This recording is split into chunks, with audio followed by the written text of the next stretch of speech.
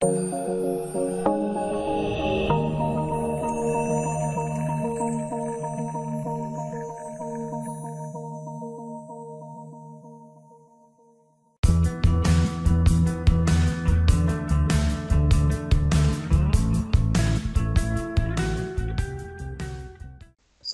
warahmatullahi wabarakatuh. Selamat datang, salam budi luhur. Ketemu lagi di mata kuliah Matematika Komputasi Lanjutan pertemuan ke-9. Nah, di pertemuan sebelumnya kemarin kita sudah melaksanakan ujian tengah semester atau UTS. Hari ini kita akan melanjutkan kembali materi kita. Nah, untuk hari ini kita akan bahas mengenai aplikasi teori bilangan. Jadi penerapan teori bilangan dalam beberapa bidang tertentu. Nah, yang pertama itu nanti kita akan lihat ada yang namanya ISBN, International Standard Book Number. Oke, ini agak keliru ya. Panjangannya nanti diperbaiki. International Standard Book Number. Kemudian ada fungsi khas. Kemudian ada kriptografi dan pembangkit bilangan acak semu. Nah, untuk di perkuliahan ini kita akan bahas tiga ini. Tiga ini akan kita bahas.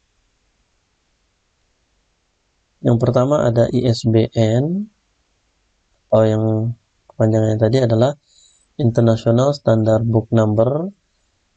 Ini merupakan kode yang diberikan pada sebuah buku yang diterbitkan oleh penerbit pada sebuah negara.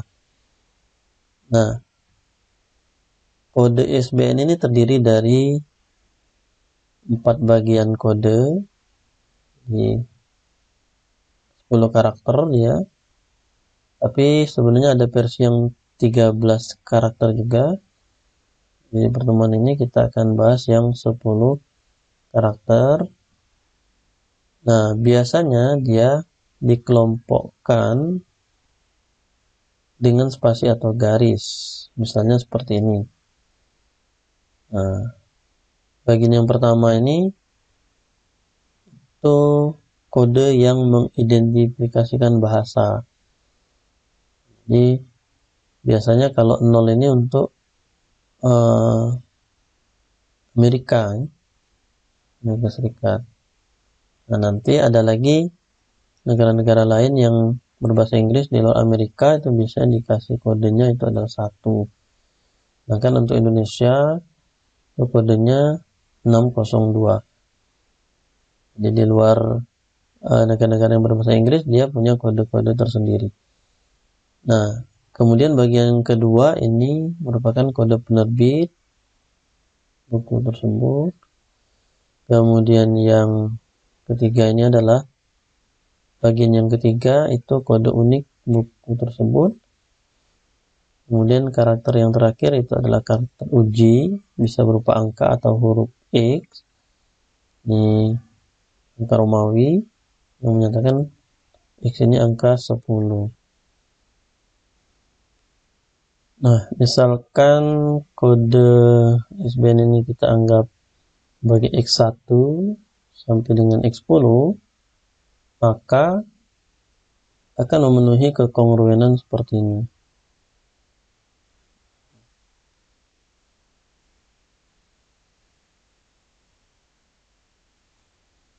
Jadi masing-masing kode itu kita jumlahkan. I-nya mulai dari 1 sampai 10. Jadi kalau setiap karakter ini kita anggap X1, X2, X3 dan seterusnya, maka nah ini adalah sigmanya itu adalah 1 dikali X1 ditambah 2 dikali X2 dan seterusnya sampai 10 X10. Nah, ini yang bagian ini sigmanya. Nah, ini kongruen dengan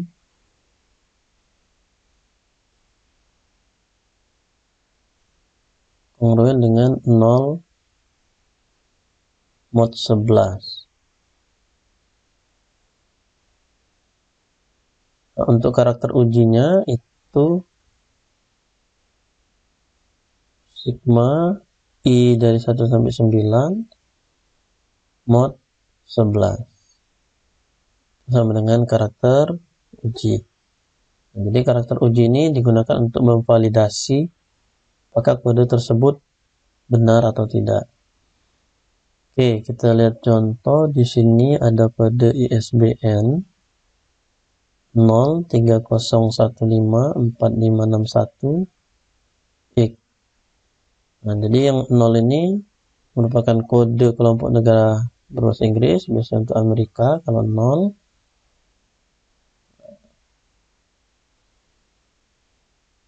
Negara yang berbahasa Inggris yang lain itu biasanya 1. Kemudian 301 ini kode penerbit pada negara tersebut. Kemudian 4561-nya merupakan kode unik buku yang diterbitkan oleh penerbit ini. Dan di sini ada karakter uji.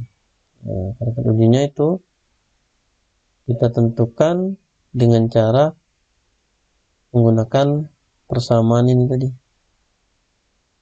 Nah, jumlahkan dari sigma I mulai dari 1 sampai 9. Dari 1 sampai 9. Ini tadi rumus yang I ini tadi. Sigma I dari 1 sampai 9. Kemudian dikalikan dengan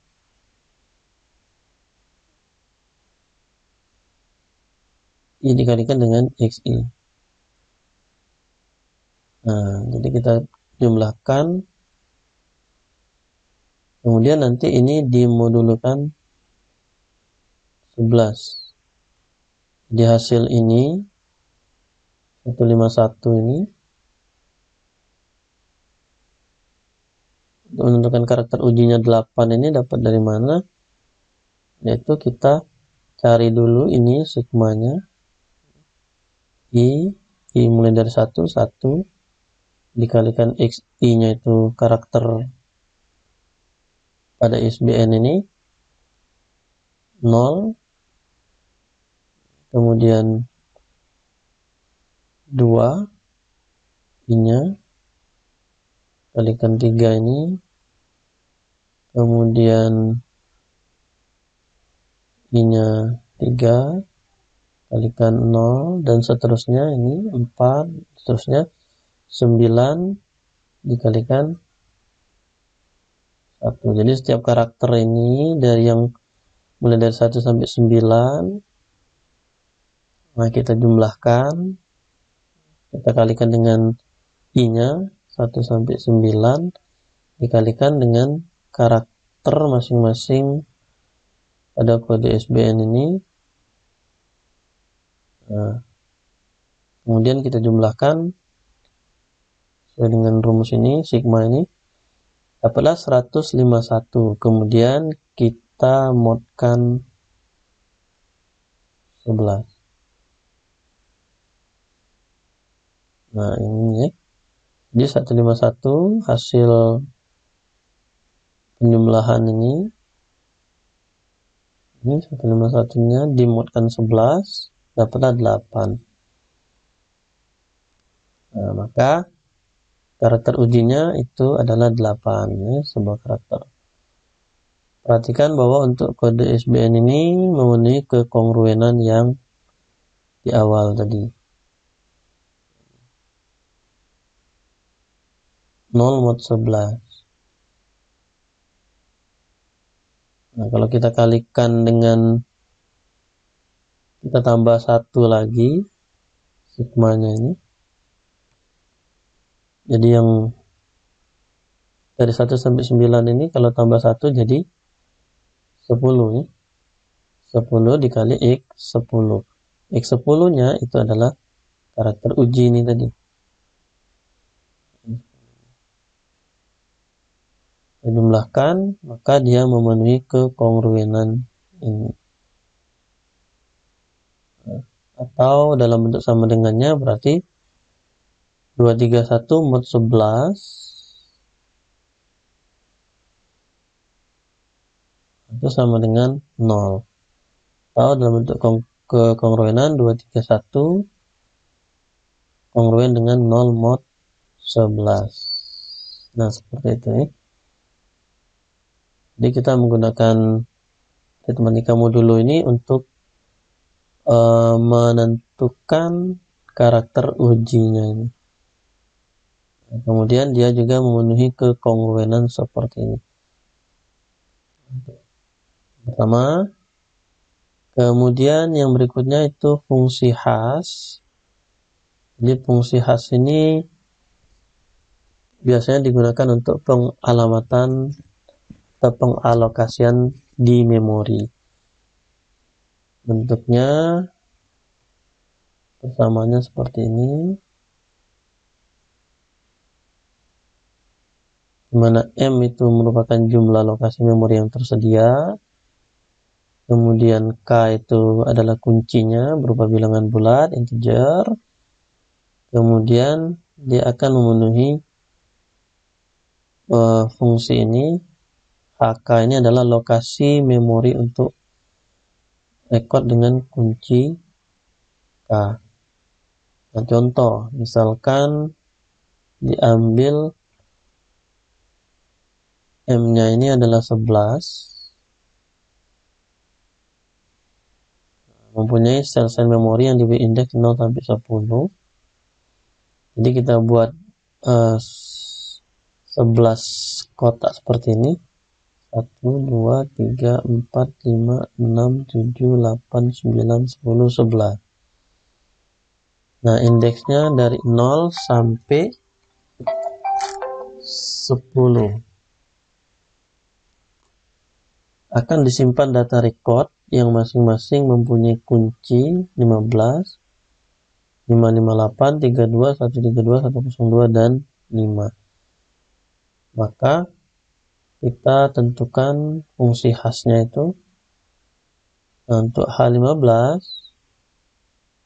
kuncinya itu K-nya 15, dimodkan M-nya 11. Jadi 15 mod 11 dapat 4. Kemudian yang untuk 558 itu dapatnya 8. Kemudian 32 itu 10 dan seterusnya. Yang H5 itu adalah 5. Nah, jadi kalau kita perhatikan di sini angkanya ini tidak berurutan nih. Di penempatannya itu sesuai dengan perhitungan dari fungsi khasnya ini. Ada lokasi memori seperti ini, ada 11 slot yang akan diisi oleh record data record ini dengan masing-masing kuncinya seperti ini. Maka untuk yang kunci 15 itu akan diletakkan pada indeksnya itu yang 4, berarti mulai dari 0, 1, 2, 3, 4. Nah, 4. 15 di posisi 4, kemudian untuk yang kunci 5 itu dapatnya 5 di sini. Dan 6, 7, 8, 9, 32 itu 10. Oke, seperti itu ya. Nah, di sini sudah ada sebenarnya. Karena indeksnya dari 0 sampai 10. Kemudian penempatan masing-masing data record ini sesuai dengan perhitungan dari fungsi khas ini. Oke. Nah, beberapa istilah pada fungsi khas yaitu ada collision. Nah, collision ini terjadi jika fungsi khas menghasilkan nilai H yang sama untuk K yang berbeda. Jika terjadi kolisi, cek elemen berikutnya yang kosong. Nah, kemudian fungsi hash juga digunakan untuk melocate elemen yang dicari. Jadi kalau di fungsi hash ini misalkan setelah perhitungan ternyata di situ sudah terdapat data record, maka dia dilihat elemen yang berikutnya, maka ditempatkan di elemen yang kosong berikutnya. Nah, seperti itu. Oke, kemudian penerapan yang lainnya adalah kriptografi. Kriptografi ini cukup penting, penerapan teori bilangan itu untuk keamanan informasi atau keamanan data. Kriptografi berasal dari bahasa Yunani, artinya secret writing, atau bisa juga diartikan sebagai ilmu dan seni untuk menjaga keamanan pesan. Nah, di kriptografi ini dikenal beberapa istilah-istilah. Yang pertama pesan, atau disebut juga plain text, yaitu data atau informasi yang dapat dibaca dan dimengerti maknanya. Nah, pesan di sini bisa berupa macam-macam, bisa teks, gambar, audio, video, dan lain sebagainya. Bisa dalam bentuk pesan yang dikirim nanti, ataupun ketika disimpan di media penyimpanan. Kemudian kalau tadi plain text, ada lagi yang namanya ciphertext di kriptografi ini. Nah, kalau ciphertext ini adalah pesan yang telah disandikan sehingga tidak memiliki makna lagi. Tujuannya agar pesan tidak dapat dimengerti maknanya oleh pihak lain. Nah, nanti ciphertext ini harus dapat diubah kembali ke plain text semula. Yang sering kita gunakan WhatsApp contohnya, itu ketika pesannya itu dikirimkan itu dienkripsi. Jadi kalau istilah di kriptografi ini nanti ada istilahnya enkripsi kemudian dekripsi. Nah, di sini enkripsi ini proses menyandikan plain text menjadi ciphertext, kemudian dekripsi itu adalah mengembalikan ciphertext menjadi plain text-nya. Contoh, plain text itu tadi informasi yang dapat dibaca, dimengerti maknanya. Misalkan ini mungkin penculik ya. Jadi penculik membuat pesan, mungkin mau memberikan pesan kepada rekannya, penculik yang lain. Nah, pesannya seperti ini. Nah, supaya pesan ini, jadi kalau pesan atau yang mau disimpan atau dikirimkan itu rentan terhadap penyadapan. Jadi kalau pesan itu tidak dirubah dalam bentuk plain text seperti ini, nanti ketika disadap, orang yang menyadap itu bisa melihat apa isi dari pesan tersebut. Nah, makanya kemudian dirubah menjadi ciphertext atau pesan yang telah disandikan, sehingga ketika nanti disadap ataupun dilihat oleh pihak lain yang tidak sesuai, maka pesannya tidak bisa dimengerti atau dibaca. Nah, jadi ada proses enkripsi kalau di kriptografi ini, kemudian dekripsi. Nah, skemanya seperti ini kira-kira proses enkripsi dan dekripsi ini. Di plain text, kemudian dienkripsi dengan algoritma tertentu, kemudian menjadi ciphertext. Nah, setelah jadi ciphertext, supaya bisa dibaca kembali, maka dilakukan proses dekripsi. Jadi plain text semula. Gitu. Nah, kemudian dikenal ada aplikasi ada algoritma untuk kriptografinya atau cipher istilahnya. Ada macam-macam algoritmanya, yaitu aturan untuk enkripsi dan dekripsi. Nah, atau fungsi matematika yang digunakan untuk enkripsi dan dekripsi. Kemudian ada kunci, parameter yang digunakan untuk transformasi, enciphering, dan deciphering. Kunci bersifat rahasia, sedangkan algoritma kriptografi itu tidak rahasia. Nah, aplikasi kriptografi tadi pada pengiriman data melalui saluran komunikasi atau data encryption motion, kemudian penyimpanan data di dalam disk storage atau data encryption at rest.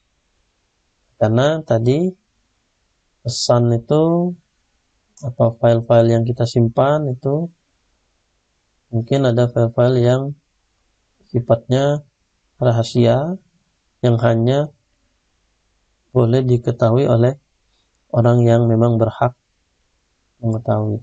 Nah, ketika dikirimkan juga seperti itu.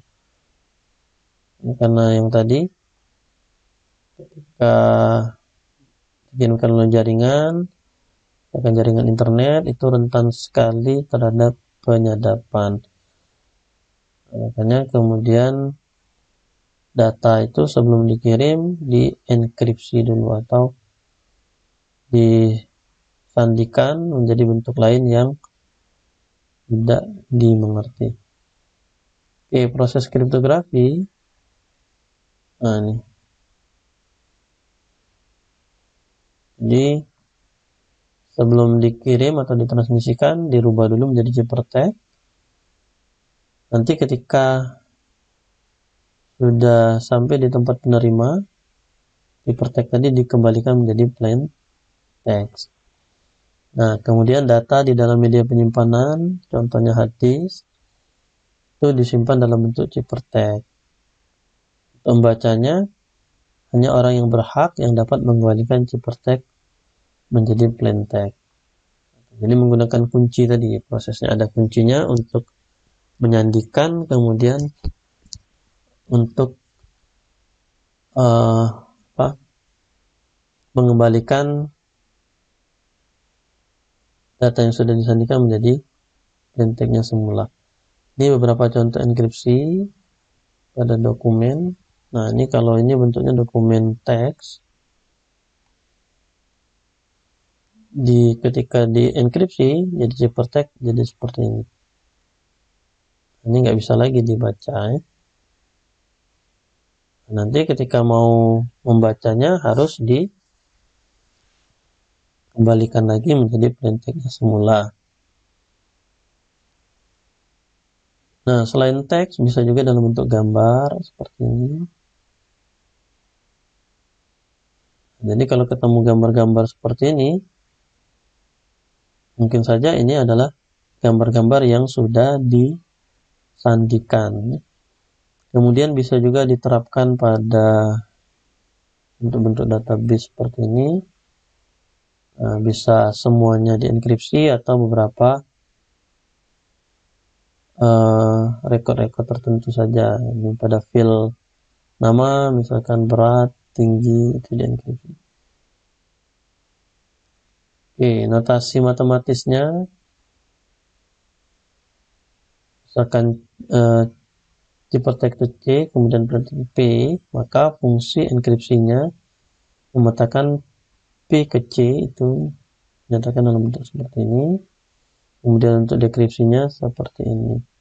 Dengan menggunakan kunci K, maka fungsi enkripsi dan dekripsi menjadi seperti ini. Nah, ini ya. Dari kedua fungsi ini memenuhi jika itu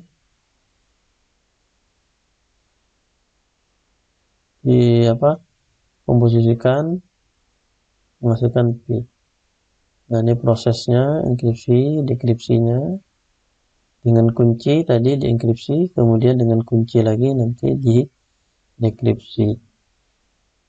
Nah, dalam sistem kriptografi ini ada hasilnya sistem simetri, kemudian nanti ada yang asimetri, simetri atau konvensional. Nah, disebut simetri kalau misalkan kunci untuk enkripsi dan dekripsinya itu sama, maka itu dikatakan sistem simetri. Contohnya algoritma yang simetri ada yang namanya DES dan Richdale ini. Kemudian, nah ini yang asimetri atau near symmetry, kalau kunci enkripsi dengan dekripsinya itu tidak sama. Nama lainnya sistem kriptografi kunci publik. Karena kunci enkripsinya bersifat public atau public key, nanti dekripsinya itu bersifat rahasia atau private key. Nah, prosesnya seperti ini. Pengirim pesan menggunakan kunci public, enkripsinya dengan kunci public, kemudian si penerima nanti mendekripsinya dengan kunci private.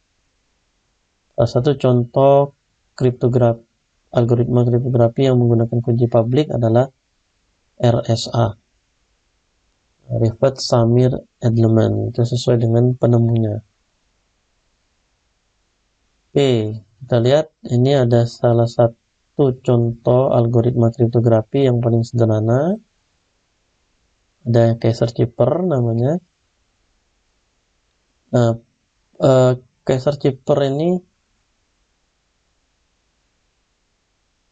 menyajikan pesan ini dengan cara menggeser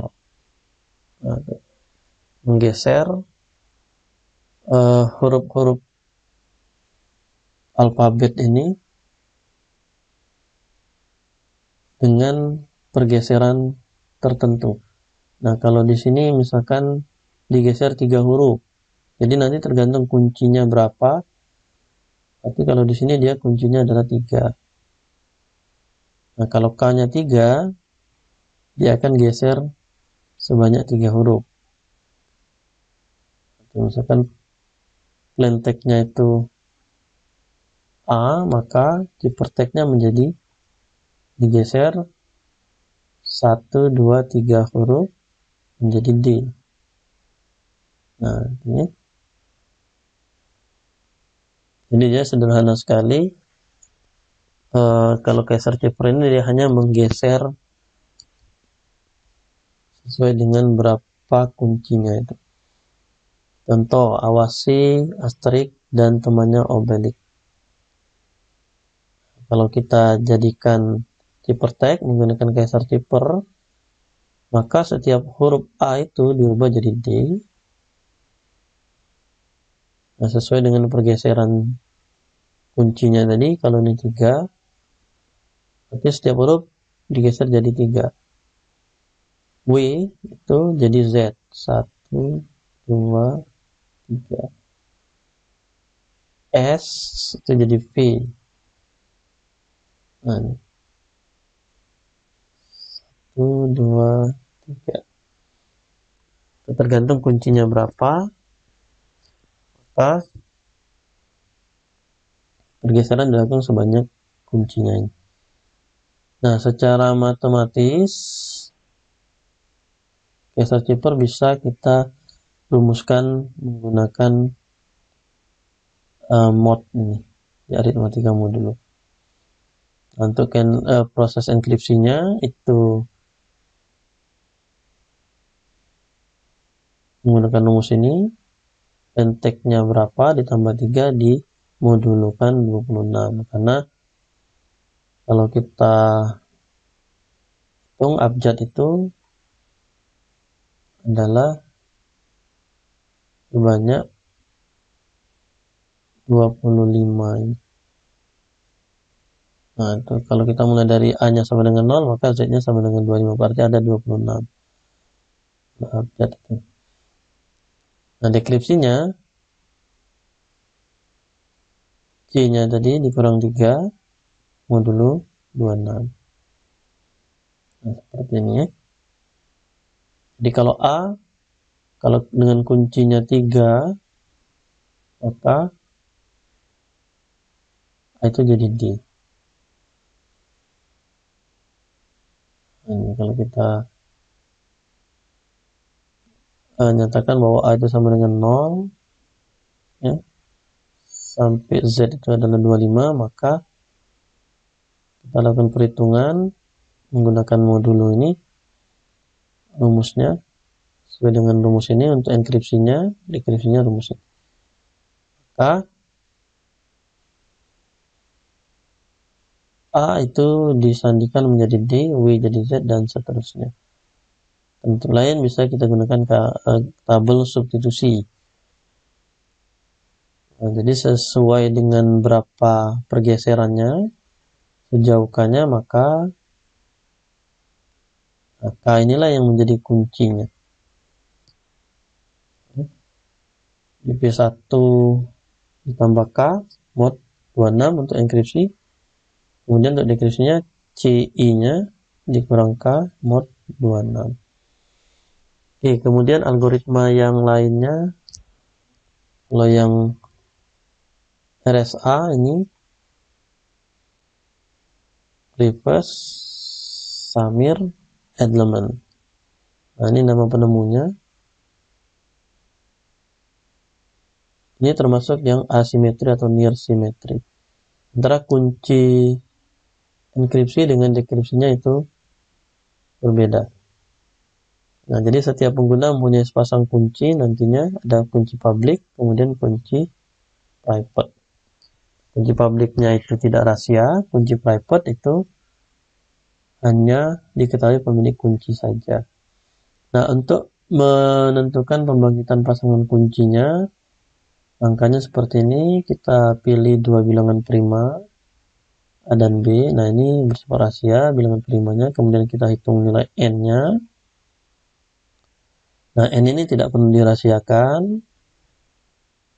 Kemudian N itu merupakan perkalian A dengan B tadi. Hitung nilai M, yaitu A-1 dikali B-1. Pilih sebuah bilangan bulat untuk kunci publik, misalkan E, di mana E ini harus relatif prima terhadap M-nya. Kemudian hitung kunci dekripsinya, tadinya menggunakan kekongruenan ini.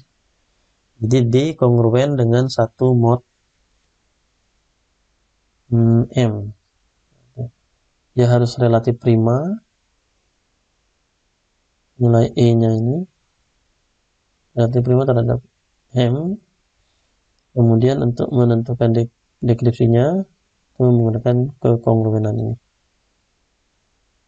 Jadi untuk enkripsi nyatakan prosesnya itu karena biasanya digunakan digitnya itu yang banyak supaya susah untuk ditebak.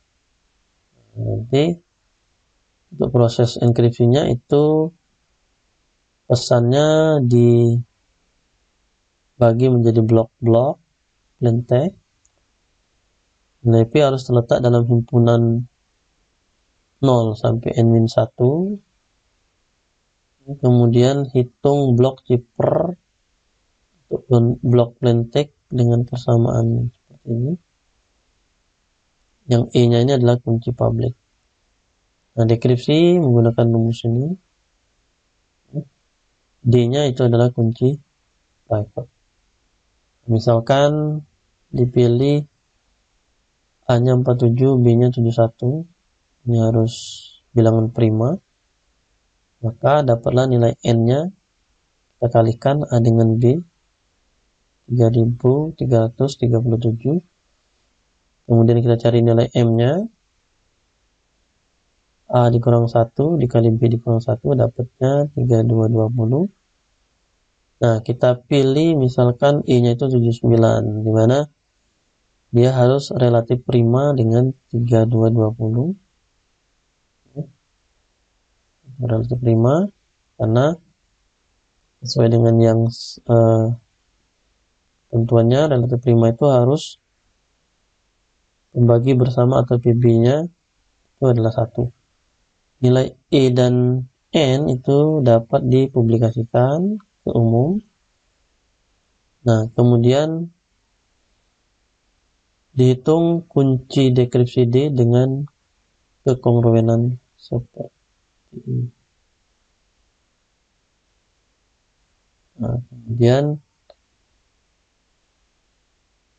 dengan mencoba nilai K bilangan bulat, maka diperoleh nilai yang bulat itu adalah 1019. Ini adalah kunci dekripsinya.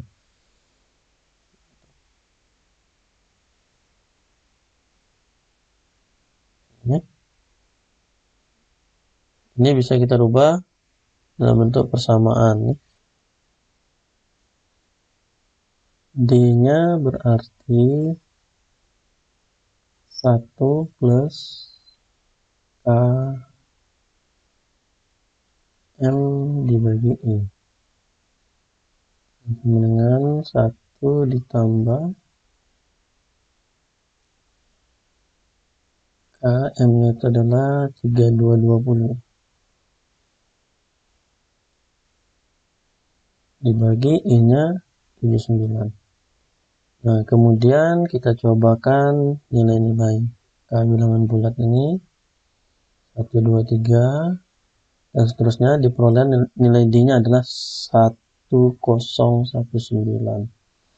Nah, ini adalah kunci untuk dekripsinya. Nah, ini yang harus dijaga kerahasiaannya. Jadi ini kunci private-nya untuk mendekripsikan pesan yang sudah dienkripsi. Nah, misalkan ada plain text P hari ini dalam bentuk desimal, dalam bentuk angka ASCII, kode ASCII itu dikodekan jadi seperti ini, H itu 72, kemudian A itu 65 dan seterusnya. Nah, dapatlah dalam bentuk angkanya seperti ini. Kemudian dipecah P menjadi blok yang lebih kecil, misalkan 3 digit. P1-nya 3726, kemudian P2-nya 582 dan seterusnya sampai P6-nya itu, nah ini cuman tersisa 1 angkanya, kita tambahkan 020 depan jadi 003. Kemudian dienkripsikan setiap bloknya dengan rumus yang tadi. C itu adalah P pangkat E mod N. Nah, kalau C1 berarti P1 pangkatkan E-nya, kemudian mod M-nya 337 dapatlah 215. Untuk C2-nya 582 pangkat 79 mod 337 776 dan seterusnya, dapat ciperteknya seperti ini. Bentuk kode desimal ASCII tadi. Kemudian untuk mendekripsikan cipertek ini menggunakan kunci private D tadi yang sudah dicari menggunakan rumus ini tadi. Dapatnya 1019 D-nya. Nah, untuk menentukan plain text-nya itu adalah P2 sesuai dengan bloknya ini 215 cipernya. Kemudian kita pangkatkan 1019 modulo 3337 dapat 726. Kemudian ini dapatnya 582 dan seterusnya. Nah, kemudian dapat P-nya sama dengan ini. Nah, kalau ini kita rubah lagi menjadi ASCII dan bentuk kode ASCII-nya, karakter ini kode ASCII-nya, kemudian kita rubah lagi menjadi masing-masing karakter dalam kode ASCII menjadi hurufnya adalah ini. Balik lagi ke plain text semula, itu hari ini. Nah, kira-kira seperti itu proses untuk mendekripsi ataupun mulai dari enkripsi kemudian mendekripsinya menggunakan algoritma RSA ini. Nah, kekuatan dan kelemahan dari RSA itu adalah kekuatannya ini terletak pada tingkat kesulitan dalam memfaktorkan bilangan non-prima menjadi faktor primanya.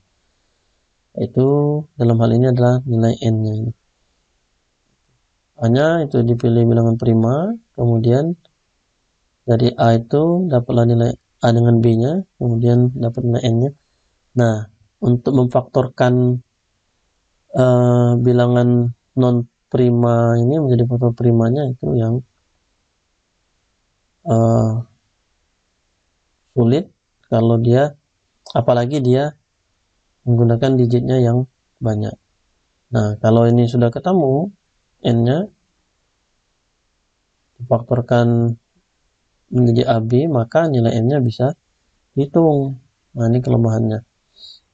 Kemudian karena kuncinya yang e-nya diumumkan, maka kalau sudah ketemu nilai m ini, nilai e-nya sudah diketahui, maka bisa ditentukan nilai d-nya. Nah,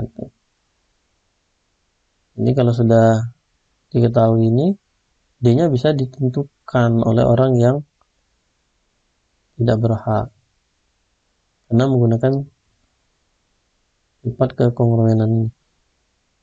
Bisa dicari e-nya sudah ada, kemudian m-nya sudah ada, maka nilai d-nya bisa ditentukan. Makanya kata penemunya itu disarankan nilai A dan B-nya itu harus panjang digitnya.